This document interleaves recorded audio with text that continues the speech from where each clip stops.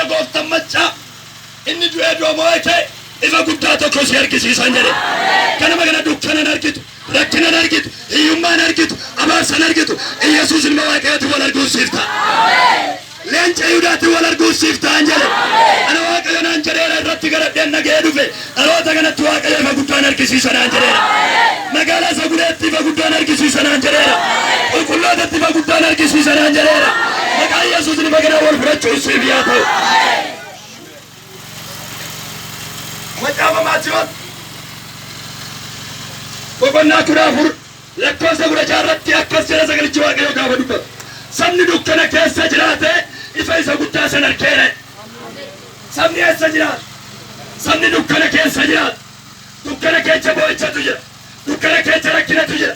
Dukkana keessa dhukkubatu jira. Dukkana keessa arrabsamuutu jira. Kufuutu jira. Jibbamuutu jira. Ari'atamuutu jira.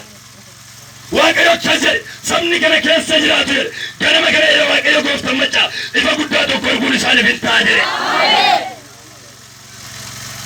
Kadhattee kadhannaa keetiif deebii yoo dhabde siif dubbatamee raawwatee yoo siif raawwatamuu baate abbaa faana yoo dhabde lammiif qomoo yoo dhabde waaqayyo akkas jedheera bakka lammiif qomoo bakka abbaa faanaa ifa guddaa darbuu siif taa'e ganama kana.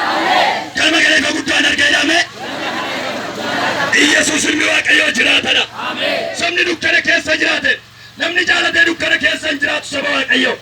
Namni jaalatee hiyyummaa keessa hin jiraatu. Namni jaalatee dhukkuba hin baatu. Namni jaalatee hin arrabsamu. Namni jaalatee hin tuffatamu. Jaalalaa miti. Yoo rageenyitti dhiphateedha. Yoo garatti deemu wallaaledha. Waaqayyo garuu akkas jedhe saba akkanaa kanaaf guyyaa har'aa kana ifa guddaan isaanitti argisiise.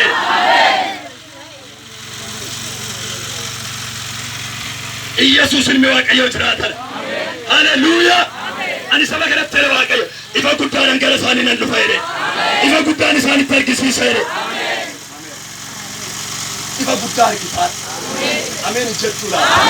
Yesuus ilmi waaqayyoo jiraatadha. Haleluuyaa. Namni ifa guddaa kana argee gaggabaabsan dubbadha.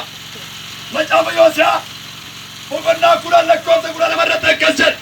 Qajeelummaadhaan sanyii facaafadhaa. Qajeelummaadhaan maal godhaa? Sanyii facaafadhaa. Waaqayyo maalinaan nu beeka? Qajeelummaadhaan sanyii akka facaafnu nu beeka. Namni ifa keessa jiru qajeelummaadhaan facaasa. Bakka itti facaasu beeka. Lafa facaasu beeka. Lafa kamtu akka midhaan ta'u beeka. Ganama keessa irratti raaja maqaan Yesuus qajeelummaadhaan facaafachuun siif yaa ta'u. Qajeelummaadhaan faarfachuun isiniif yaa ta'u. Qajeelummaadhaan lallabuun isiniif yaa ta'u. Qajeelummaadhaan jiraachuun isiniif haa ta'u jedhu. Qajeelummaadhaan maal godhaa? Sanyii facaafadhaa.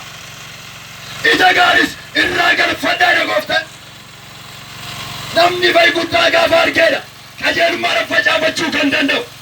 Yesuus ta'uusaa kan beeku namni gaafa ifa guddaa argeedha.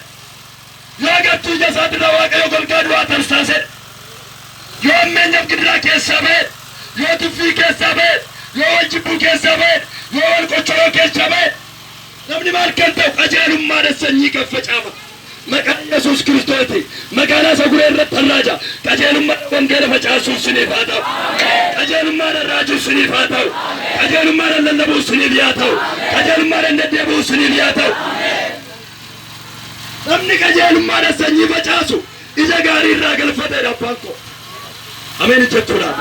Namni lafa dulloomtuu gaafa facaasee inkirdaada biqilchit, asindaaboo biqilchit, midhaan isaa biqilchit guutummaatti midhaan walii gara isaa saniin argatu. Firii gaarii argachuu hin danda'u.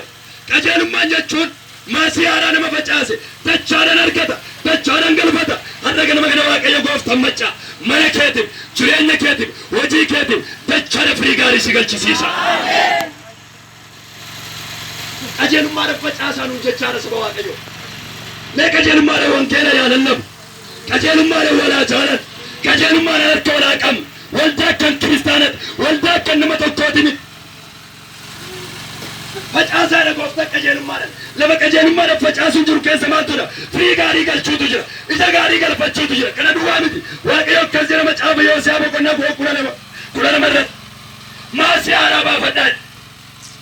Eenyutu laphee haaraa qaba Kiristoosiif? Eenyutu laphee haaraa qaba obboleessa isaatiif? eenyutu Itoophiyaa haaraa qaba waldaa kiristaanaatiif? eenyutu Itoophiyaa haaraa qaba tajaajiltootaaf? tajaajiltoota akkamitti soba Waaqayyootu Itoophiyaa haaraa qaba? Waaqayyoo ganama kana Itoophiyaa haaraa isiniif haa kennu. Waaqayyoo ganama kana yaada haaraa isiniif haa kennu. Waaqayyoo ganama kana gammachuu haaraa isiniif haa kennu jedha. Iyesuus ilmi Waaqayyoo jiraatadha. Ameen jettu laata? Haleluuyaa! Kan akka Iyesuus ilma Waaqayyoo hin jiru. namni qajeelummaadhaaf facaasu kun